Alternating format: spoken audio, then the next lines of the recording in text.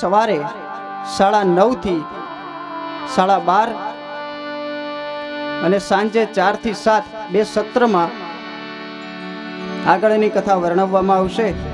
આજના કથા સત્રને અહીંયા વિરામ આપીએ। 2 મિનિટ હરિનામ સંકીર્તન કરીએ। હરિ ભજન વિના સુખ શાંતિ નહીં, હરિ ભજન વિના સુખ શાંતિ નહીં, હરિ ભજન વિના સુખ શાંતિ નહીં, હરિ ભજન વિના સુખ શાંતિ નહીં, શ્રી રામ વિના વિશ્રામ નહીં, શ્રી રામ વિના વિશ્રામ નહીં, શ્રી કૃષ્ણ વિના આનંદ નહીં, શ્રી કૃષ્ણ વિના આનંદ નહીં, હરિ ભજન વિના સુખ શાંતિ નહીં, હરિ ભજન વિના સુખ શાંતિ નહીં, રાજા રામ રામ રામ સીતા રામ રામ રામ, રાજા રામ રામ રામ સીતા રામ રામ રામ, રાજા રામ રામ રામ સીતા રામ રામ રામ, રાજા રામ રામ રામ સીતા રામ રામ રામ, રાધે શ્યામ શ્યામ શ્યામ, રાધે શ્યામ શ્યામ શ્યામ, રાધે શ્યામ શ્યામ શ્યામ, રાધે શ્યામ શ્યામ શ્યામ, રાધે શ્યામ શ્યામ શ્યામ, રાધે શ્યામ શ્યામ શ્યામ, રાધે શ્યામ શ્યામ શ્યામ, રાધે શ્યામ શ્યામ શ્યામ, રાજા રામ રામ રામ સીતા રામ રામ રામ, રાજા રામ રામ રામ સીતા રામ રામ રામ, રાજા રામ રામ રામ સીતા રામ રામ રામ, રાજા રામ રામ રામ સીતા રામ રામ રામ, રાધે શ્યામ શ્યામ શ્યામ, રાધે શ્યામ શ્યામ શ્યામ, રાધે શ્યામ શ્યામ શ્યામ, રાધે શ્યામ શ્યામ શ્યામ, રાધે શ્યામ શ્યામ શ્યામ, રાધે શ્યામ શ્યામ શ્યામ, રાધે શ્યામ શ્યામ શ્યામ, રાધે શ્યામ શ્યામ શ્યામ, પ્યારે શ્યામ શ્યામ શ્યામ, પ્યારે શ્યામ શ્યામ શ્યામ, પ્યારે શ્યામ શ્યામ શ્યામ, પ્યારે શ્યામ શ્યામ શ્યામ, રાધે શ્યામ શ્યામ શ્યામ, રાધે શ્યામ શ્યામ શ્યામ, રાજા રામ રામ રામ, રાજા રામ રામ રામ, પ્યારે શ્યામ શ્યામ શ્યામ, પ્યારે શ્યામ શ્યામ શ્યામ, પ્યારે શ્યામ શ્યામ શ્યામ, પ્યારે શ્યામ શ્યામ શ્યામ, પ્યારે શ્યામ શ્યામ શ્યામ, પ્યારે શ્યામ શ્યામ શ્યામ, પ્યારે શ્યામ શ્યામ શ્યામ, પ્યારે શ્યામ શ્યામ શ્યામ, પ્યારે શ્યામ શ્યામ શ્યામ, પ્યારે શ્યામ શ્યામ શ્યામ, પ્યારે શ્યામ શ્યામ શ્યામ, પ્યારે શ્યામ શ્યામ શ્યામ, શ્રી દ્વારિકાધીશ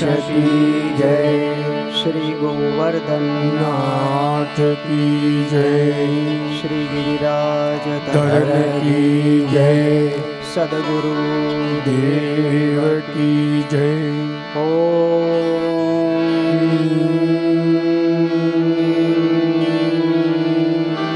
નમઃ નમઃ પાર્વતી પતયે હર હર મહાદેવ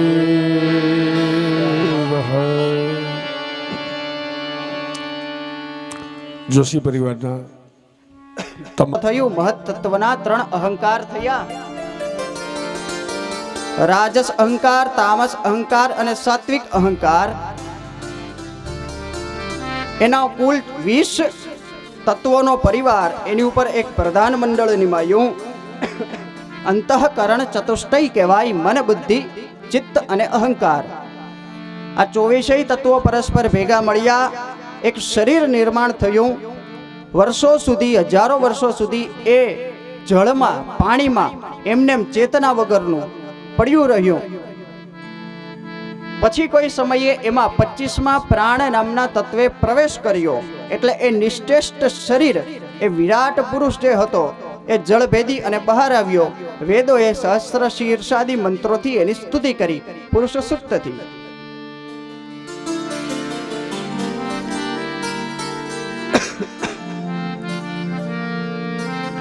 એ જ વિરાટ નારાયણ, એ વિરાટ પુરુષ, એ જ વિરાટ નારાયણ, એ જ આદિ નારાયણ. એ આદિ નારાયણની નાભીમાંથી કમળ થયું, કમળમાં બ્રહ્મા થયા. અને એ બ્રહ્માને ભગવાન આદિ નારાયણે ચતુશ્લોકી ભાગવતનો ઉપદેશ કર્યો. એના પ્રમાણે બ્રહ્માજીએ સૃષ્ટિનું સર્જનનું કાર્ય હવે સંભાળ્યું.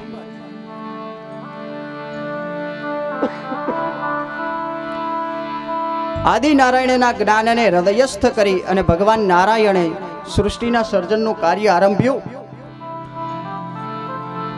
બ્રહ્માજીએ દશવિધ સૃષ્ટિ રચી, ત્રિસર્ગ બનાવ્યા. પ્રાકૃત સર્ગ, વૈકૃત સર્ગ અને મિશ્ર સર્ગ. પ્રાકૃત સર્ગ એટલે 5 મહાભૂત વાળી પ્રકૃતિ. આકાશ, વાયુ, તેજ, જળ, પૃથ્વી, મન, બુદ્ધિ અને અહંકાર વગેરે, આ પ્રાકૃત સર્ગ. વૈકૃત સર્ગ, એના પાછા 3 પેટા પ્રકાર છે. એમાં પ્રથમ પ્રકારનો વૈકૃત સર્ગ, એનો જીવન રસ નીચેથી ઉપરની તરફ ગતિ કરે. એમાં શું આવે? જેનો જીવન રસ નીચેથી ઉપર તરફ ગતિ કરે, એમાં શેનો સમાવેશ થાય? જાળવામાં તમે નીચે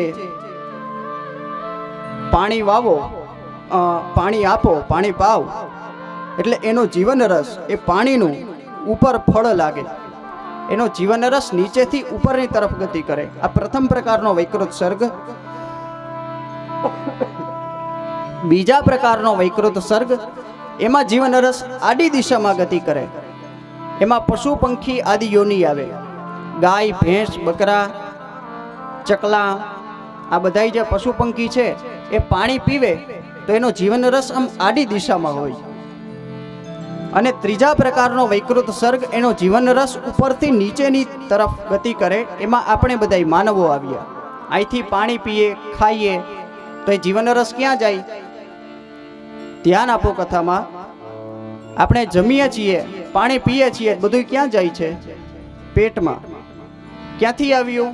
ઉપરથી. જાય છે ક્યાં? નીચે, પેટમાં.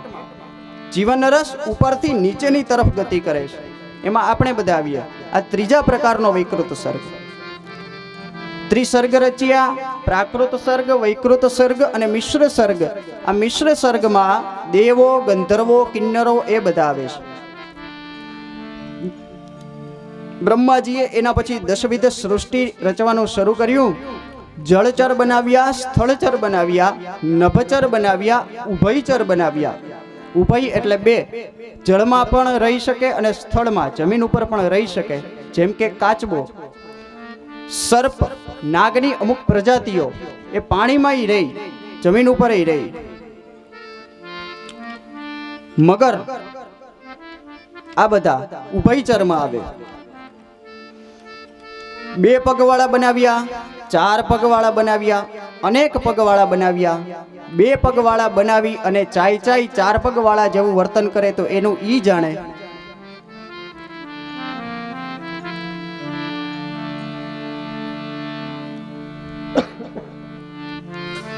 એક ખરીવાળા બનાવ્યા, 2 ખરીવાળા બનાવ્યા, અનેક ખરીવાળા બનાવ્યા, ખરી વગરના બનાવ્યા.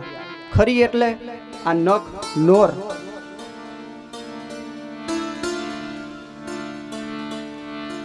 દશવિધ સૃષ્ટિ રચી. એકવાર બ્રહ્માજી ધ્યાનસ્થ છે. બ્રહ્માજીએ 10 ઋષિઓ પ્રગટ કર્યા. પોતાના માનસથી, એ માનસ પુત્રો કહેવાયા. આ બધી બ્રહ્માજીની માનસી સૃષ્ટિ હતી. એ પોતાની મેળે આપમેળે આગળ ન આવી શકી. એકવાર બ્રહ્માજીએ ક્રોધ કરતા બ્રહ્માજીની ભ્રુકુટીમાંથી રુદ્ર પ્રગટ થયો, એક પુરુષ પ્રગટ થયો. એ રડતો હતો એટલે એને નામ આપ્યું રુદ્ર. રુદ્રનું પ્રાગટ્ય કેવી રીતે થયું છે આ કથા એ બતાવે છે. નારાયણથી બ્રહ્મા અને બ્રહ્માથી રુદ્ર એટલે કે શિવ.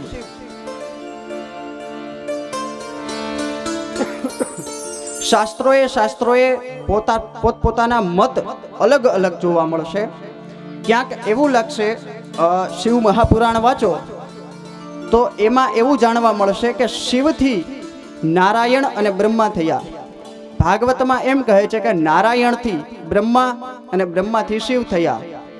દેવી ભાગવત વાંચો તો એમાં અલગ રીતે હોય, બીજા બધા ગ્રંથોમાં વળી બીજી રીતે હોય.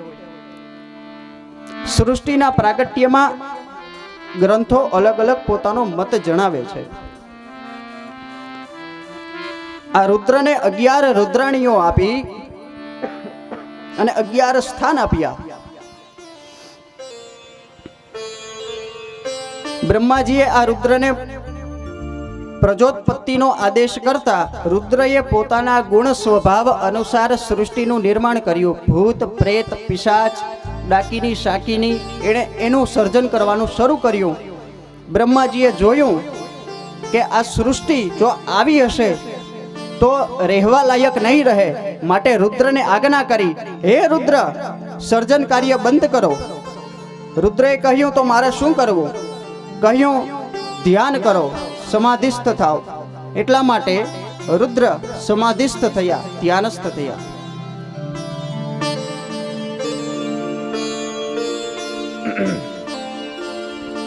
રુદ્રએ તપશ્ચર્યામાં મન લગાડ્યું. એકવાર બ્રહ્માજી શાંતચિત્તે બેઠા છે એટલે એની કાયાના, એના શરીરના 2 ભાગ થયા વચ્ચેથી. તમને એમ થાય કે આ શું આવું બધું ચાલુ કર્યું છે? બ્રહ્માજીના 2 ભાગ થયા અને ભ્રુકુટીમાંથી રુદ્ર પ્રગટ થયો. ને આ ભાગવતની આ સમાધિ ભાષા છે. ભાવ અને આકૃતિને ઘનિષ્ઠ સંબંધ છે.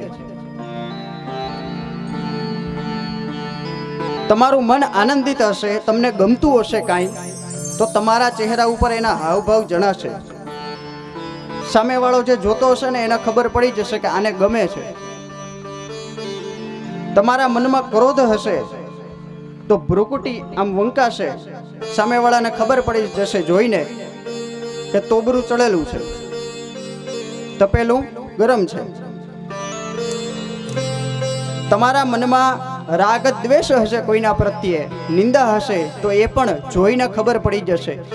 મનમાં જેવો ભાવ હશે ને એવા ચહેરાની આકૃતિ થઈ જશે. બ્રહ્માજીની કાયાના 2 ભાગ થયા. એમાંથી ડાબું અંગ એ સ્ત્રી થયું અને જમણું અંગ એ પુરુષ થયું. પુરુષ એ મનુ મહારાજ અને ડાબું અંગ સ્ત્રી એ શત્રુપા મહારાણી. વિશ્વના પ્રથમ માનવ રચાયા. આવી રીતે મનુ મહારાજ એ વિશ્વના પ્રથમ માનવ છે.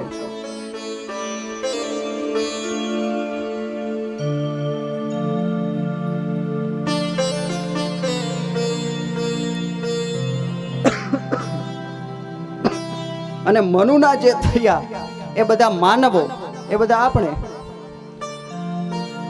બ્રહ્માજીએ કહ્યું, હે મનુ, તમે આ સ્ત્રીને, આ શત્રુપાને પરણો અને તમારી પ્રજા આગળ વધે, એની પ્રજા આગળ વધે, એની પ્રજા આગળ વધે. આમ મૈથુની સૃષ્ટિનું સર્જન થાય, નિર્માણ થાય તો સૃષ્ટિ એની મેળે આપોઆપ આગળ વધે. મનુએ બ્રહ્માજીને હાથ જોડીને કહ્યું, પિતાજી, તમારી વાત, આપની વાત તો સાચી, પણ લગ્ન પહેલા મગન તો જોઈએ ને. અમે લગ્ન કરીશું અને અમારી પ્રજા અમારે ત્યાં આવશે તો એના માટે મગન જગ્યા તો જોઈએ ને. પૃથ્વી હતી જ ક્યાં એ સમયે? પૃથ્વી તો જળમાં હતી. પૃથ્વી એ સમયે જળમાં હતી. મનુ મહારાજે કહ્યું જમીન તો હોવી જોઈએ ને, કોઈ સ્થાન હોવું જોઈએ.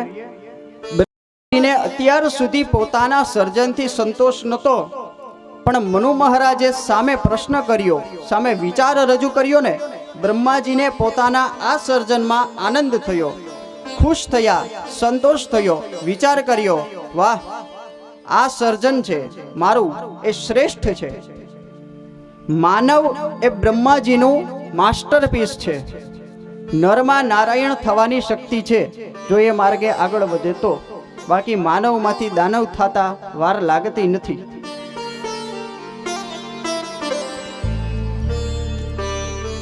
બ્રહ્માજીએ વિચાર કર્યો, મેં કીધું અને આણે માની લીધું એવું નથી.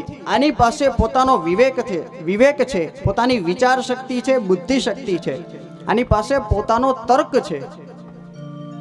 એટલે બ્રહ્માજીએ કહ્યું, બેટા તું પરણે એવું હું ઈચ્છું છું, તમારો વંશ આગળ વધે અને એનાથી આખું જગત ભરાય એવું હું ઈચ્છું છું. તને હું પરણાવવા ઈચ્છું છું. પરંતુ પૃથ્વી જળમાં છે તો એને બહાર કાઢવી એ મારી શક્તિ નથી, એ મારું કામ નથી. હું તને એના માટે મદદ કરવા લાગીશ. એટલા માટે બ્રહ્માજી, મનુ મહારાજ અને શત્રુપા રાણીએ ભગવાનનું સ્મરણ શરૂ કર્યું. હરિ ઓમ નમો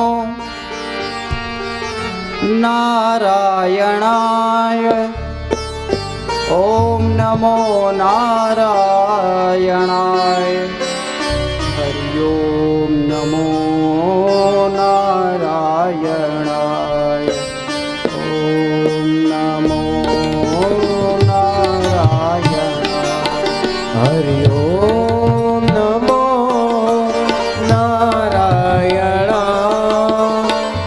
ઓમ નમો નારાયણ, હરિ ઓમ નમો નારાયણ, હરિ ઓમ નમો નારાયણ, હરિ ઓમ નમો નારાયણાય, ઓમ નમો નારાયણાય, ઓમ નમો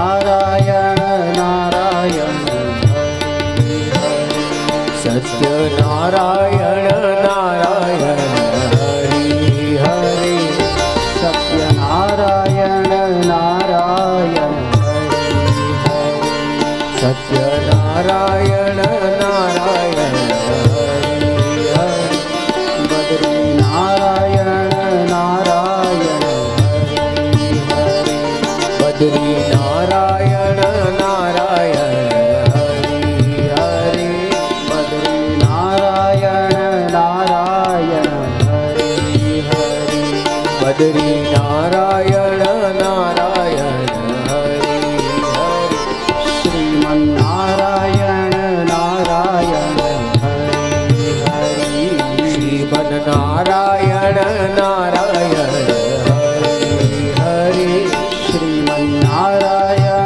નારાયણ હરિ હરિ શ્રીમન્નારાયણ નારાયણ હરિ હરિ હરિ ઓમ નમો નારાયણાય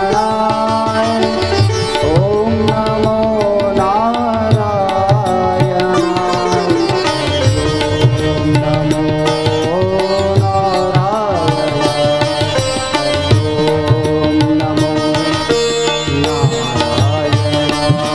હરિ ઓમ નમો નારાયણ જય ઓમ નમો નારાયણ હરિ ઓમ નમો નારાયણ હરિ ઓમ નમો નારાયણ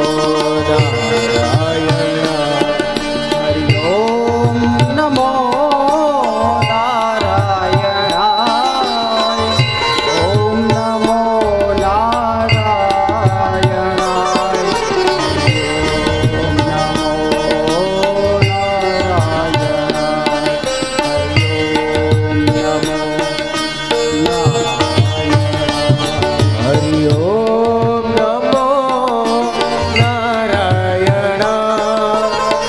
ઓમ નમો નારાયણ હરિ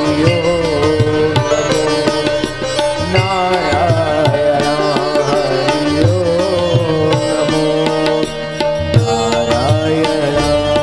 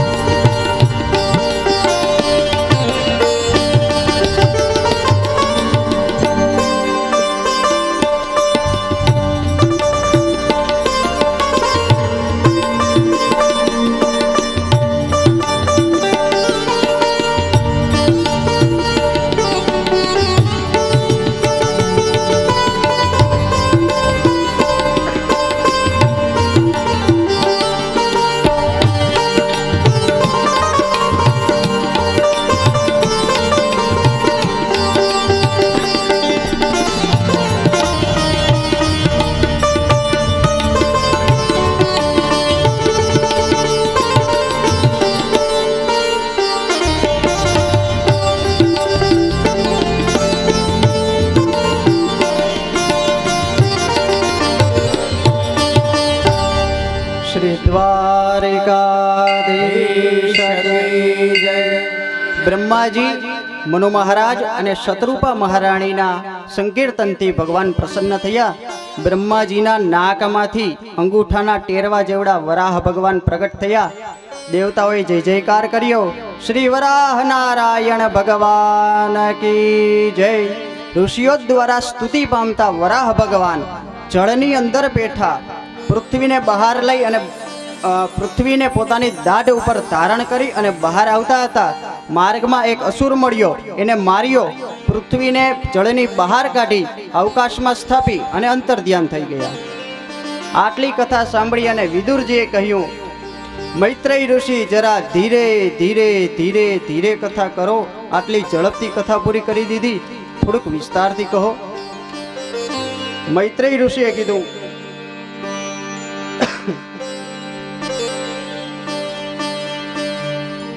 તમે કથા ધ્યાનથી સાંભળો છો ને વિદુરજી, એટલે શ્રદ્ધાપૂર્વક સાંભળો છો એટલે વિસ્તાર કરવાનું મન થાય, નહીં તો ગરબડ ગોટો અને પ્રભુ મોટો. વિદુરજીએ પ્રશ્ન પૂછ્યો, પેલો અસુર કોણ હતો? વરાહ ભગવાને એ અસુરને શું કામ એને માર્યો? એનું યુદ્ધ શા માટે થયું અને ત્યાં શા માટે ગયો એ બતાવો.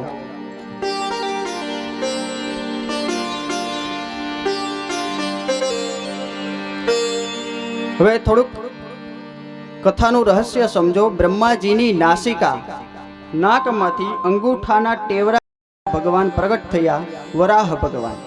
ત્યાં સંબંધ બતાવ્યો છે. પૃથ્વીની તન્માત્રા શું? પૃથ્વીનો ગુણ ગંધ.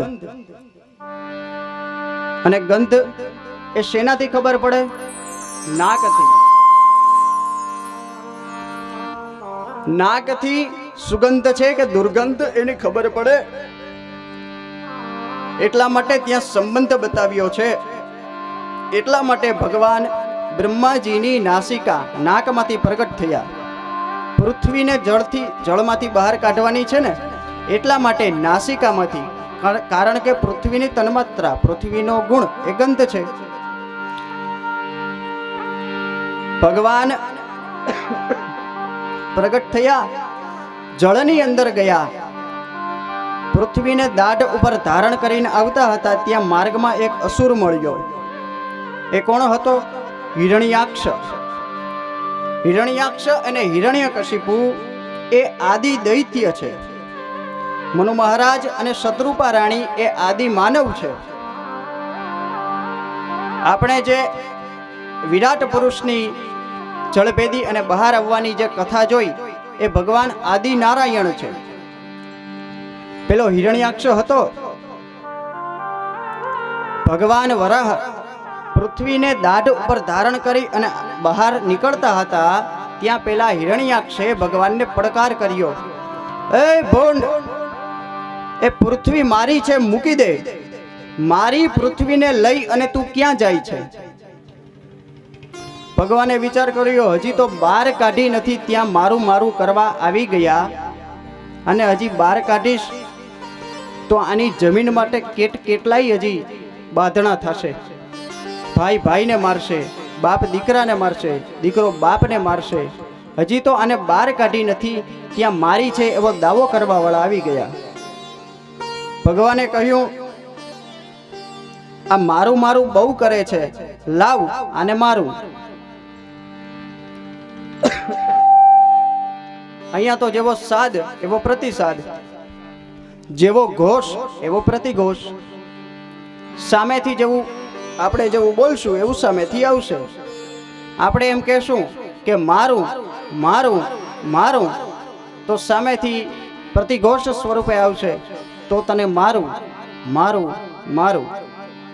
અને આપણે એમ કહેશું કે મારું નહીં ભગવાન, આ તારું આ તારું આ તારું, તો ભગવાન એ કહેશે કે તો તને તારું ભવસાગરથી. જેવો ઘોષ એવો પ્રતિઘોષ. વરાહ ભગવાને કીધું, આ મારું મારું બહુ કરે છે, લાવ આને મારું. તે વરાહ ભગવાન અને હિરણ્યાક્ષ વચ્ચે ભયંકર યુદ્ધ થયું. હિરણ્યાક્ષને માર્યો. ભગવાન વરાહે પૃથ્વી ઉપર દાઢ ઉપર પૃથ્વીને ધારણ કરી જળમાંથી બહાર આવ્યા, અને સૌ દેવતાઓએ સ્તુતિ કરી. શ્રી વરાહ નારાયણ ભગવાન કી જય.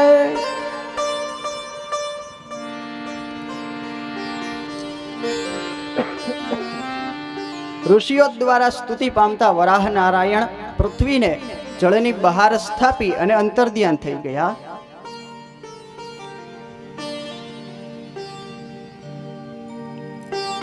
હવે આ હિરણ્યાક્ષ કોણ હતો એની કથા આવે છે. બ્રહ્માના મનથી મરીચી અને મરીચીના કશ્યપ ઋષિ. એકવાર ઋષિ કશ્યપ સાયમ સંધ્યા કરી અને યજ્ઞાગારમાં અગ્નિશાળામાં બેઠા બેઠા સાયમ જપ કરે છે, સાયમ સંધ્યા કરી અને પોતાના જપ કરે છે, એ સાયમ સમયે, સંધ્યા સમયે જેનું મન કામથી વિકારવાળું થયું છે એવા દિતિ માતા કામની યાચના કરવા માટે પોતાના પતિ કશ્યપ ઋષિ પાસે આવે છે. કશ્યપ ઋષિ સમજાવે છે, દિતિ આ સમય યોગ્ય નથી, સાયંકાળે મનને વશ કરો, આ સમય યોગ્ય નથી, આ સમય ભગવદ ભજન માટે છે. સાંજનો સમય છે ને એ અમુક કાર્યો માટે નિશ્ચિત છે.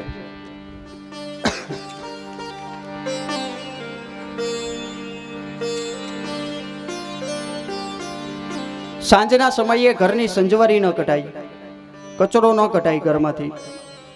વડીલો કહે છે સાંજના સમયે ભોજન પણ ન કરાય. નાના છોકરા ઘરમાં ખાવાનું માગે ને એટલે વડીલો એમ કહે કે પેલા દીવાબત્તી થઈ જવા દે પછી તને આપશું. સાંજના સમયે ભણવા પણ ન બેસાય. ભણેલી વિદ્યા એ ભૂલાઈ જાય છે. સાંજનો સમય કેવળ ભગવત ભજન માટે છે. ઋષિ કશ્યપે મનાવ્યા, માતા દિતિ માન્યા નહીં. પરિણામે દિતિ માતામાં 4 દોષ આવ્યા: કાલગત દોષ, દેવાપરાધકૃત દોષ, પતિની આજ્ઞાના ઉલ્લંઘનનો દોષ અને મનના અસંયમનો દોષ. કાલગત દોષ સાયંકાલ હતો. સાયંકાળે ભગવાન શિવ અને માં ભવાની વિચરણ કરવા નીકળે છે. એમની મર્યાદાનું પાલન કરવું જોઈએ. સંધ્યા સમયે અસ્ત થતા સૂર્ય અને ઉદિત થતા ચંદ્ર એ બંને નિર્બળ હોય છે. સૂર્ય બુદ્ધિનું રક્ષણ કરનાર દેવ છે, ચંદ્ર મનનું રક્ષણ કરનાર દેવ છે. પ્રાતઃ સમયે અસ્ત થતા ચંદ્ર અને ઉદિત થતા સૂર્ય એ બંને નિર્બળ હોય છે. નાનું બાળક હોય એમાં પણ શક્તિ ન હોય અને વયોવૃદ્ધ હોય એમાં પણ શક્તિ ન હોય. યુવાન હોય ને એનામાં શક્તિ હોય. એમ સૂર્ય અને ચંદ્ર જ્યારે ઉદિત અને અસ્ત થતા હોય ત્યારે એ નિર્બળ હોય છે. ત્યારે એવા સમયે એનું રક્ષણ કરશે કેવળ ભગવાન નામ, હરિનામ. એટલા માટે આ સાંજનો સમય, સાંજનું ટાણું એ ભગવાનનું નામ લેવા માટે છે. ખાલી દીવાબત્તી જ નથી કરવાના, 5-10 મિનિટ બેસવાનું પણ છે. ભગવાનના નામનો જપ કરવાનો, નામ જપ કરો, મંત્ર જપ કરો. એટલા માટે જ ઋષિઓએ ત્રિકાળ સંધ્યા કહી છે: પ્રાતઃ સંધ્યા, મધ્યાહ્ન સંધ્યા અને સાયમ સંધ્યા. પણ પરમ પૂજ્ય ડોંગરેજી મહારાજ એવું કહે છે કે ત્રિકાળ સંધ્યા કદાચ ન કરી શકો તો બ્રાહ્મણે 2 કાળની સંધ્યા તો કરવી જ. પ્રાતઃ અને સાયમ સંધ્યા આ કરવી જ જોઈએ.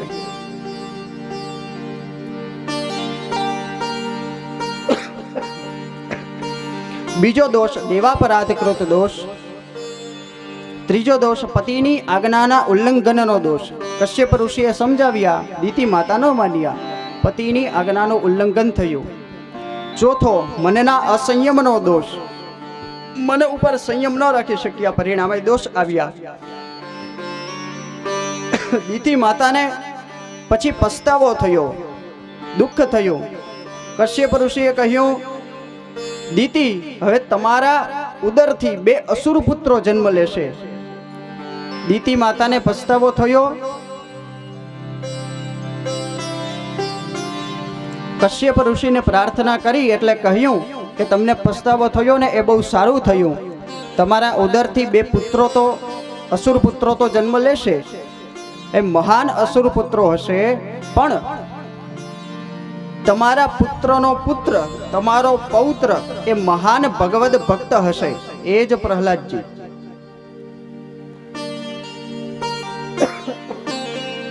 એવી કથા છે.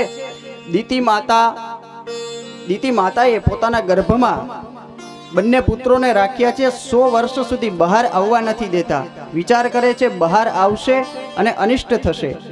જ્યારથી આ અસુર પુત્રો દિતિ માતાના ગર્ભમાં આવ્યા છે ત્યારથી જ સંસારમાં અનિષ્ટો, અપશુકનો થવા લાગ્યા છે.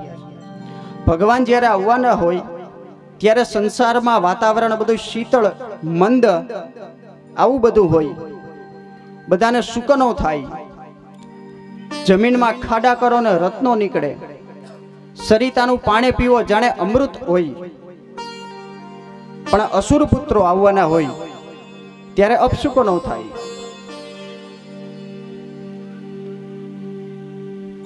દેવતાઓ ભયભીત થયા, ગયા બ્રહ્માજી પાસે. બ્રહ્માજીને જઈ અને આનું કારણ પૂછ્યું. બ્રહ્માજી, સૃષ્ટિમાં અનિષ્ટો થવાનું કારણ શું? બ્રહ્માજીએ એ કથા કહી. અત્યારે દીતિના ઉદરમાં 2 મહાન અસુર પુત્રો છે. દીતિ માતાના ઉદરમાં 2 મહાન અસુરો છે, એનો જન્મ થવાનો છે, એટલા માટે સંસારમાં અનિષ્ટો થાય છે. દેવતાઓએ એનું કારણ પૂછ્યું. એ ત્યાં ક્યાંથી આવ્યા? બ્રહ્માજીએ એની કથા કહી. એકવાર સનત કુમારો, સનક, સનંદન, સનાતન અને સનત કુમાર, આ 4 ઋષિઓ વૈકુંઠમાં શ્રી નારાયણના દર્શન કરવા માટે ગયા. વયમાં 4 નાના નાના બાળક જેવડા દેખાય છે, પણ છે હકીકતમાં ઉંમરમાં બહુ મોટા. નગ્ન દિગંબર સંત છે, પરમહંસ છે. વૈકુંઠના 6 દરવાજા પાર કરી ગયા. દરવાજે જય વિજયે અટકાવ્યા. સનત કુમારોએ ક્રોધ કર્યો, જય વિજયને શ્રાપ આપ્યો. વૈકુંઠમાં રહી અને તમારી આવી ભેદ બુદ્ધિ, જાઓ ભેદ બુદ્ધિ વાળા અસુર થઈ અને પૃથ્વી ઉપર પડો.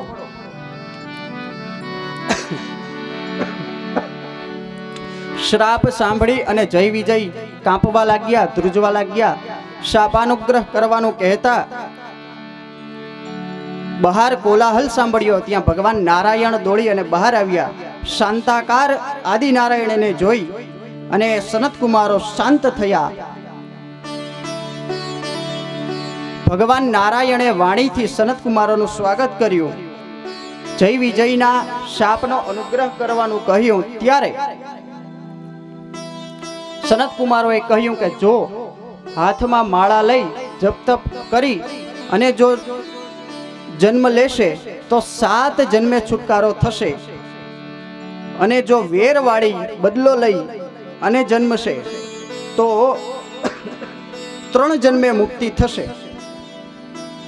જય વિજયે નક્કી કર્યું, અમારે વહેલું પાછું વૈકુંઠમાં ભગવાનની સેવા કરવા આવવું છે, 3 જન્મે મુક્તિ થાય એવું કરો. સનત કુમારોએ તથાસ્તુ કહ્યું. ભગવાન નારાયણ બીજાને માન આપવા વાળા છે. વિષ્ણુ સહસ્ત્ર નામમાં નામ આવે છે ભગવાનનું, અમાની માનદો માન્યો ત્રિલોક સ્વામી, લોક સ્વામી ત્રિલોકતૃક. ભગવાન અન્યને માન આપવા વાળા છે. વૈકુંઠમાં આવી અને જય વિજયે અપરાધ તો કર્યો, એમનાથી ભૂલ તો થઈ, ઓળખતા નથી. સનત કુમારો છે એ પરમહંસ કોટીના છે, એટલા માટે એમણે નગ્ન જોઈ અને અટકાવ્યા. પણ પછી સનત કુમારોને પણ પસ્તાવો થયો કે વૈકુંઠમાં આવી અને અમે ક્રોધ કર્યો, એ બહુ ખોટું થયું. આ પ્રસંગની પરાકાષ્ઠા છે.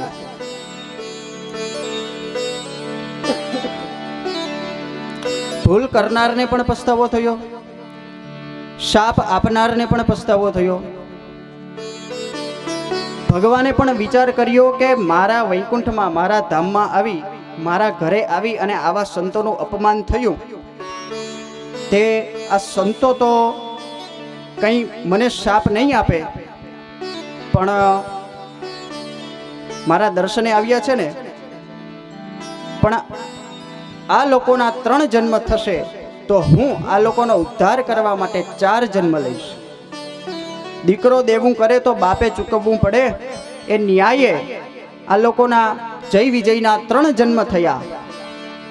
પહેલા જન્મે હિરણ્યાક્ષ હિરણ્યકશિપુ થયા, બીજા જન્મે રાવણ કુંભકર્ણ થયા, ત્રીજા જન્મે શિશુપાલ અને દંતવક્ત્ર થયા. ભગવાને પણ એ લોકોના ઉદ્ધાર માટે 4 જન્મ લીધા.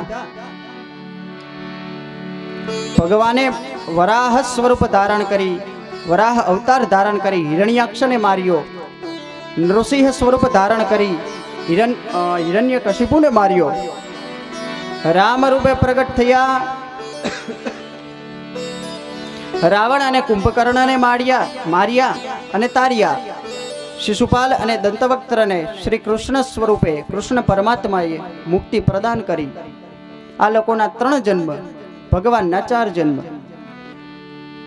સનત કુમારોએ પણ વિચાર કર્યો, ભગવાને પણ સામે ચાલી અને દંડ સ્વીકાર્યો છે, માટે આપણે પણ, ભગવાન તો આપણને દંડ નહીં આપે, એ આપણને પૂજ્ય ભાવથી જુએ છે, એટલા માટે આપણું સારું એમાં છે કે આપણે સામે ચાલી અને આ લોકોના ઉદ્ધાર માટે એના વંશમાં એક જન્મ લઈએ.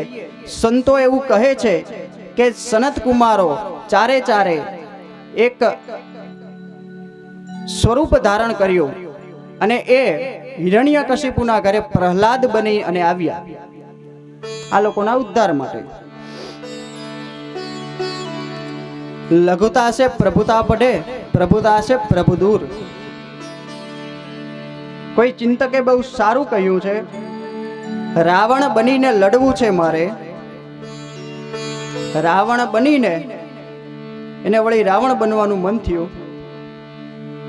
રાવણ બનીને લડવું છે મારે રામની સાથે. જિંદગીનું જોખમ મને એ ગમે છે.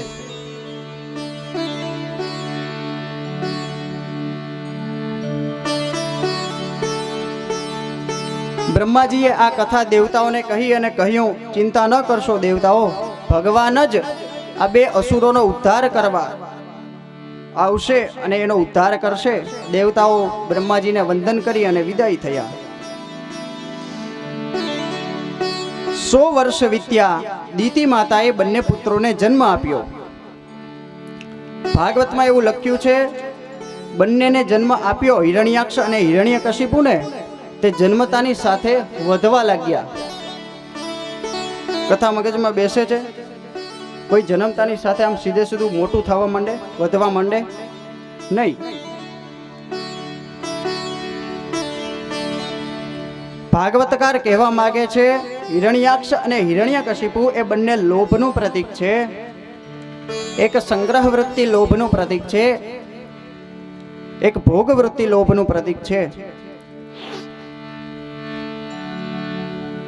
લોભ આવી રીતે જ વધે છે. આપણે ત્યાં કહેવત છે, લોભ ને થોભ નહીં. જેમ જેમ લાભ વધે એમ લોભ વધે છે. એટલા માટે જ આપણે જ્યારે પૂજન કરીએ છીએ દિવાળીના દિવસોમાં, નવા દિવસોમાં કે એમ, ત્યારે એકલું ઘરના આંગણે, ઘરના દરવાજા ઉપર કે એમ એકલું લાભ જ નથી લખતા, સાથે સાથે શુભ પણ લખીએ છીએ. શું કામ? એને એકલું લાભ જ ન થજો. જો એકલું લાભ જ થશે તો લાભમાં લોભ થશે, પણ સાથે સાથે શુભ પણ થજો. એટલા માટે લાભ અને શુભ બંને લખીએ છીએ.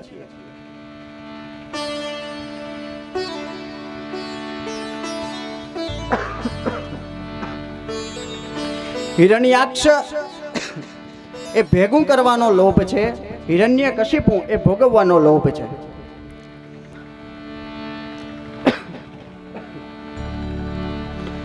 જે સારું એ બધું મારું, આ હિરણ્યાક્ષની વૃત્તિ છે.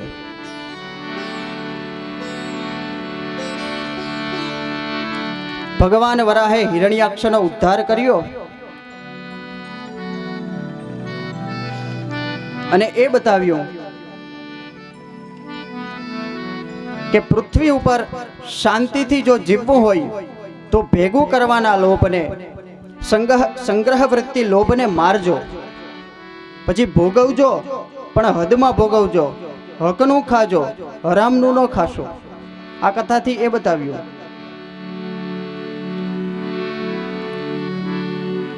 શ્રીમદ ભાગવતના 3જા સ્કંદમાં 3 દાંપત્યોની કથા આવે છે. એમાં પેલું મનુ અને શત્રુપાનું દાંપત્ય, બીજું કશ્યપ ઋષિ અને દીતિ માતાનું દાંપત્ય, અને ત્રીજું દેવહૂતિ માતા અને કર્દમ ઋષિનું દાંપત્ય. હવે ધારણ કરનારી ધરતી મળી. મનુ અને શત્રુપાનું દિવ્ય દાંપત્ય શરૂ થયું. કશ્યપ ઋષિ અને દિતિ માતાના દાંપત્યથી એ શીખવાનું છે કે જ્યાં સંયમ છે ત્યાં સંસ્કારી પ્રજા છે, સદગુણી પ્રજા છે. જ્યાં અસંયમ છે ત્યાં અસંસ્કારી કુસંસ્કારી પ્રજા છે.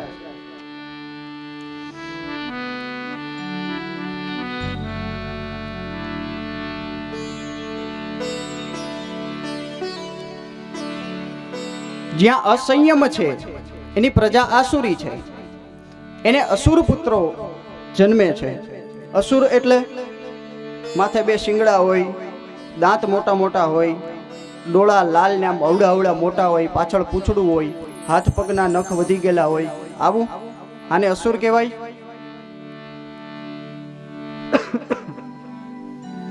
અસુર એટલે અસુષુ રમંતે ઇતિ અસુરાહ. અસુ એટલે પ્રાણ, એમાં જ જે રમ્યા કરે, ભેગું કરવું અને ભોગવવું, આમાં જ જે રમવાણ હોય, આમાં જ આસક્ત હોય, એ અસુર. રામચરિત માનસમાં ભગવાન શિવ માં ભવાનીને અસુરની વ્યાખ્યા આપતા કહે છે, માં નહીં માતુ પિતા નહીં દેવા, સાધુ પહી કરવા વહી સેવા.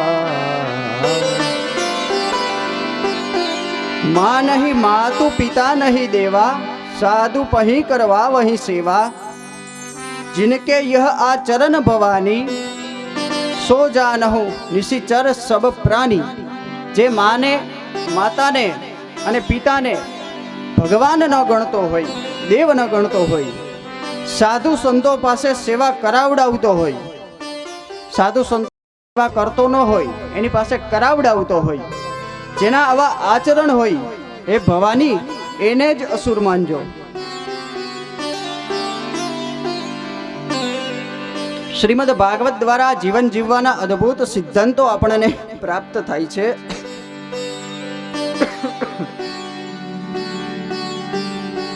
આ જીવન જીવવાના સિદ્ધાંતોને સમજીએ, જીવનમાં કંઈક ચરિતાર્થ કરીએ, એ પ્રમાણેનું જીવન જીવીએ.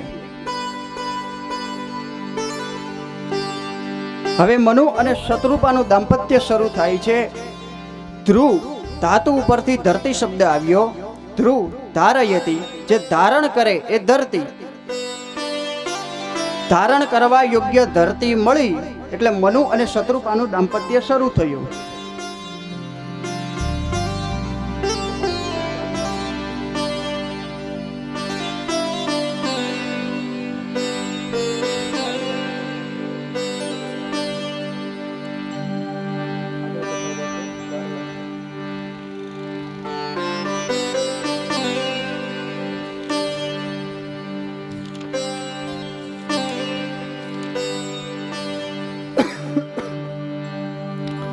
આપણને ધારણ કરે એ ધરતી.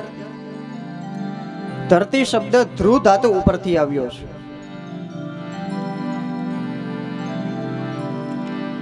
મનુ મહારાજ અને શત્રુપાના દિવ્ય દાંપત્યના યોગે એમને ત્યાં 5 સંતાનો થયા. 5 સંતાનોમાં 3 પુત્રીઓ થઈ અને 2 પુત્રો થયા. 3 પુત્રીઓ તે આકુતિ, દેવહૂતિ અને પ્રસૂતિ. 2 પુત્રો એ પ્રિયવ્રત અને ઉત્તાનપાદ.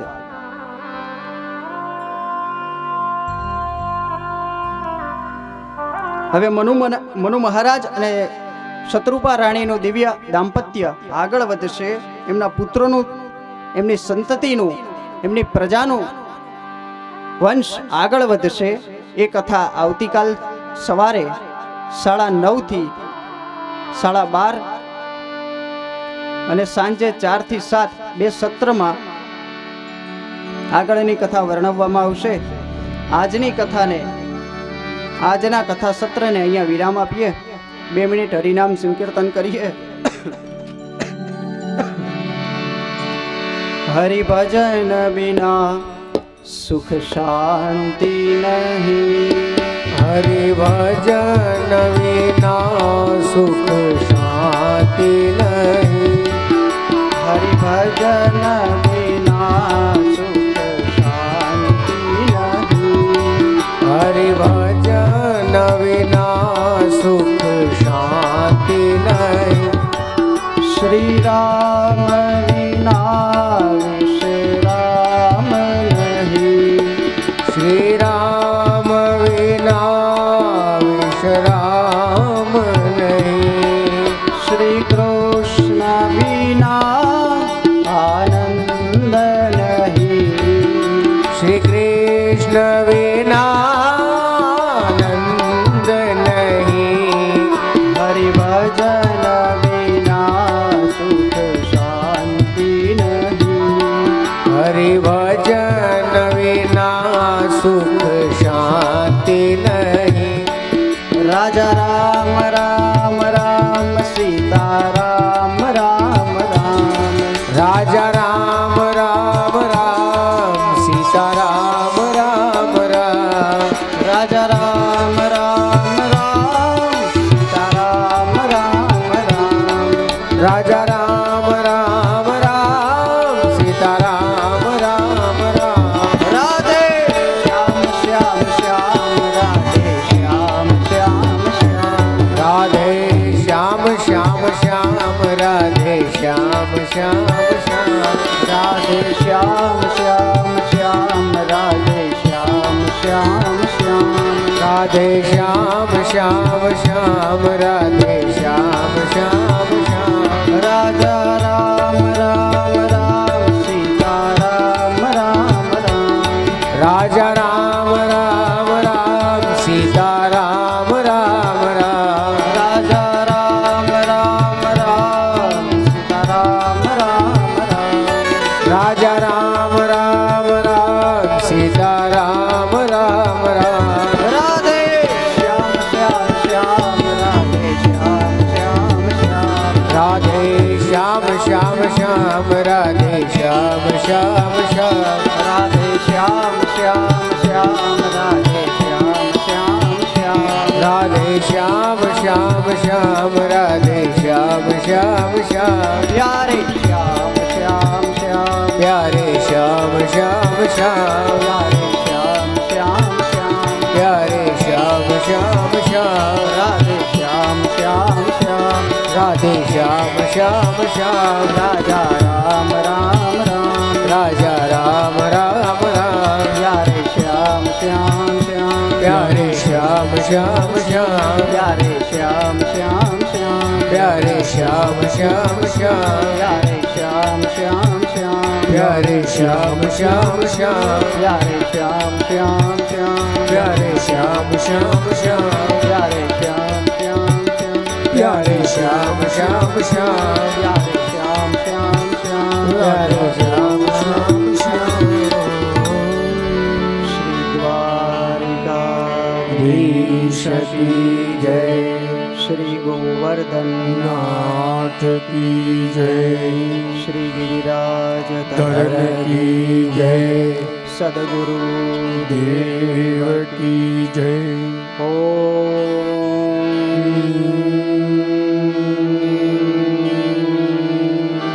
નમઃ નમઃ પાર્વતી પતયે હર હર મહાદેવ હર. જોશી પરિવારના